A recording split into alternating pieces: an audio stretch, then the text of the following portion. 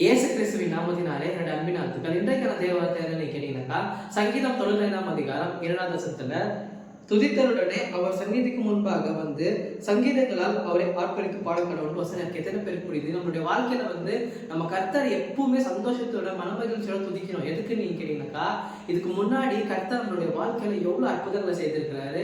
நீங்க நினைக்கலாம், பிரதர் ஆனாலும் நான் இப்ப பிரச்சனையில தான் பிரதர் இருக்கிறேன், கடன் பிரச்சனையில இருக்கிறேன், எனக்கு இன்னும் வேலை கிடைக்கல, திருமணம் ஆகல, எல்லாரும் என்னை பார்த்து எப்படி பேசுறாங்கன்னு உங்களுக்கு என்ன பிரதர் தெரியும் அப்படிதான் யோசிச்சுட்டு இருக்கீங்க. இதுக்கு முன்னாடி கர்த்தர் உங்க உயிரை எப்பேற்பட்ட விபத்துல இருந்து ஆபத்துல இருந்து காப்பாற்றிருப்பாரு, எவ்வளவு பிரச்சனையில இருந்து உங்களை காப்பாற்றிருப்பாரு. அதெல்லாம் நீங்க மறந்துட்டீங்களா? அதெல்லாம் செய்த கர்த்தர் இப்போ உங்களை அப்படியே நடுத்தருவில் விட்டுருவாரு, இல்ல உங்களை அனாதையை விட்டுருவாருன்னு நீங்க யோசிச்சுட்டு இருக்கீங்களா? கண்டிப்பா இல்ல. நீங்க கர்த்தர் கூட எப்பவுமே மன மகிழ்ச்சியா இருக்கணும். சூழ்நிலை எல்லாம் இன்னைக்கு மாறப்போகுது. கர்த்தர் உங்க கூட தான் இருக்கிறாரு. கர்த்தர் உங்களை ஆசீர்வதிக்க விரும்புறாருங்க.